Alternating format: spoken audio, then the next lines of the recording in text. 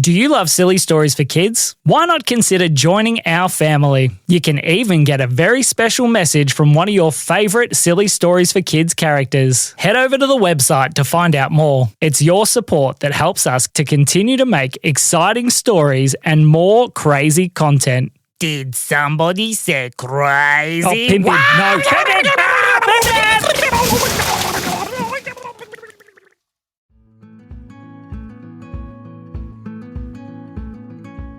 One day, a little girl named Elsie May was laying on the floor. Now, Elsie is just a little baby, and her parents had laid her down underneath her frame. Hanging from her frame was all kinds of exciting things. There was little toys that she could reach up and try and touch. She stretched up high and reached towards the horse. As she reached, she tapped its foot. "Oi, that tickles," said the horse. Elsie May looked up. "What's going on?" she thought. "Hello, little girl," said the horse. "Why are you tickling my feet?" Thought Elsie May, "I'm pretty sure you're not meant to talk."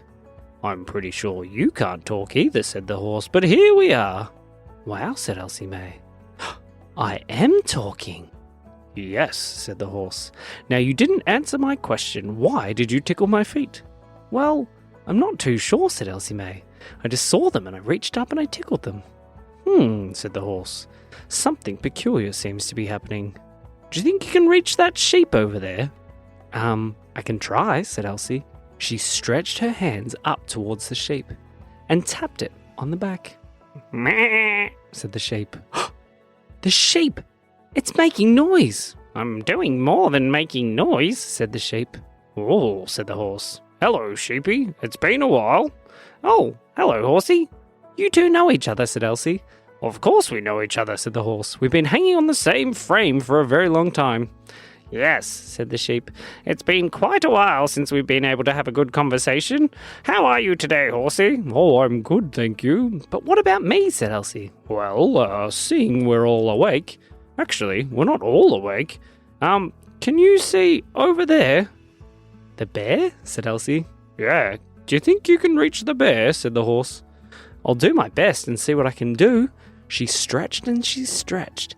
The bear was just a little bit outside of her reach. "I'm gonna have to roll," said Elsie. She leant and she leant until she rolled and stretched up and tapped the bear on the bottom. "Whoa!" said the bear. "Who tapped my bottom?"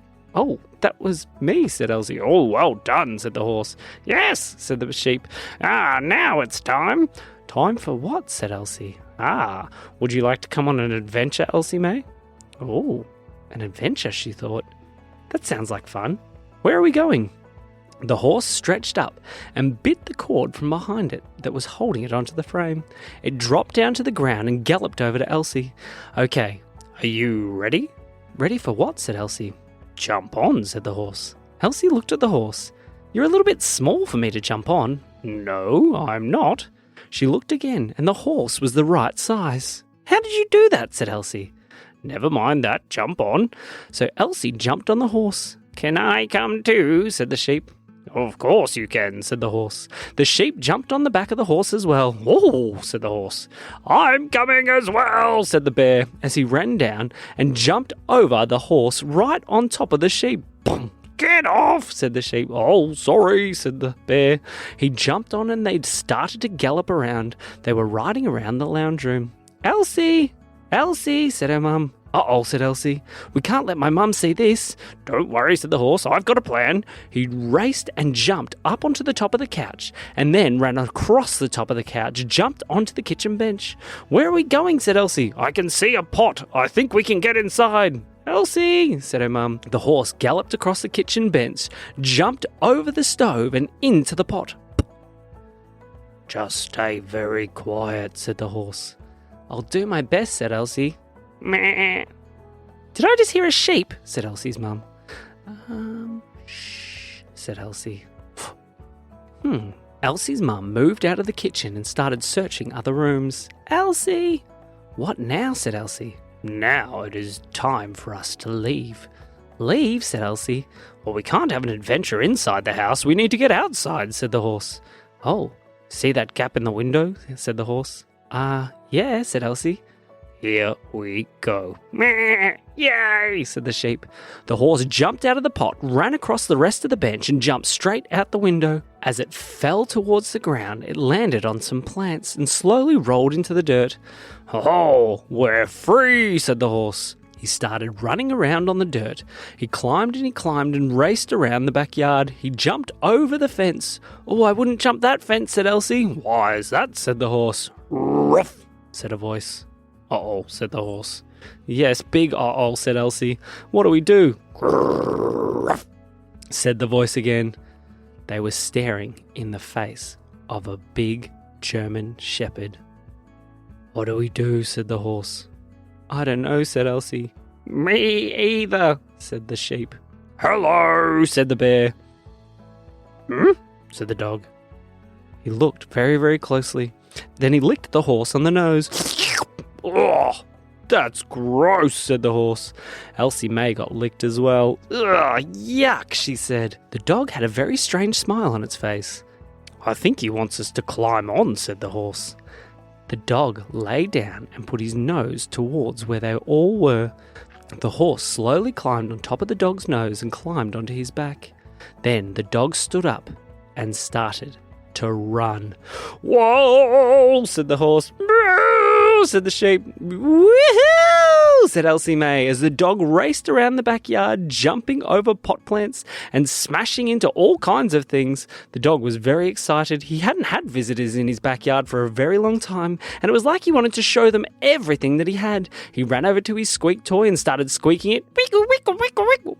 Then he raced over to a patch in the garden and started digging and pulled out a bone. He smiled politely. Oh, that's a very nice bone, said Elsie. Then he raced over towards the couch on the back deck and showed all the bits that he'd chewed off the sides. Oh, I don't think that was a good thing to do, but the dog was very happy with himself. He was showing them all around his backyard. Well, said Elsie May, we probably need to start heading back to our house now. Oh, not yet, said the horse. We've still got more places to go. Where are we going, said Elsie. Well, the main reason we wanted to get outside was... Do you hear that music? What music, said Elsie. She listened carefully, and sure enough, she could hear some music coming from a van that was driving around on the street. What does that music mean, said Elsie. Ice cream, said the horse. Ice cream, said the sheep. Woohoo, said the bear. Okay, I guess we could try and... Whoa! The horse jumped off the dog over the top of the fence and started chasing the van up the road. They got closer and closer and closer. Elsie was holding on as tight as she could, hoping that she wouldn't fall off. Slow down, Mr. Horse, she said. No time for slowing down. We need to get the ice cream. Yeah, get the ice cream, said the sheep. They galloped, and the horse jumped onto the back of the van. What do we do now, said Elsie. We sneak inside, said the horse. He found a little air vent and climbed in. When they got inside, the smell was tremendous. They climbed up onto the fridge. I'm jumping in, said the horse. What? Said Elsie May. But before she could think, the horse jumped from the side straight into the vanilla ice cream. Whoa! This is delicious, said Elsie. Just wait till you try the chocolate, said the horse. He jumped out of the vanilla into the chocolate. Oh! This one's my favorite, said the sheep. I like them all, said the bear. He jumped off the horse's back across into the strawberry. Oh, they're all very delicious, said Elsie. They all played in the ice cream tubs and ate as much as they could. Then the van started to slow down and stop. Quick, we better go, said the horse. Why is that, said Elsie. The man came with his ice cream scoop. Oh, run, said Elsie May. She jumped back onto the horse's back and he galloped through the ice cream and jumped out the window of the van. What was that? Said the ice cream man. He was very confused because he thought he had just seen a tiny little horse with a sheep, a bear and a baby on its back racing through his ice cream.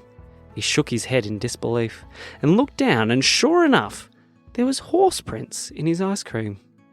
He quickly scooped them up. Oh, I think I'm going crazy, he said. And the horse galloped back down the street towards Elsie May's house. They were all completely covered in ice cream. Quick, you better try and clean it all off. Yeah, or else Mum will know, thought Elsie. She wiped all the ice cream off herself as best she could. "Okay," said the horse, "now for the tricky part." He raced towards the house and jumped as high as he could, straight through the crack in the window. They landed on the floor and raced across to the frame. "Quick, lie down," said the horse. "Okay," said Elsie. "Well, thank you for my adventure," she said. "Any time," said the horse. "We'll see you soon." All the animals climbed back onto the frame and reattached their cords. They then stayed perfectly still. As Elsie laid back down on her mat, she went back to normal size. "Oh, there you are," said her mum. She picked her up to give her a cuddle. "Elsie, why do you smell like chocolate ice cream?" Well, she thought, she wouldn't believe me, even if I could tell her. And that is the end of the story.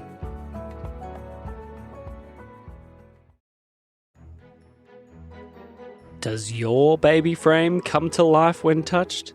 I didn't think so, because the only place you can get those is For Real Frames, and that is the sponsor of today's episode. Thanks for joining us today, and don't forget to head over to the website to find out more about the podcast.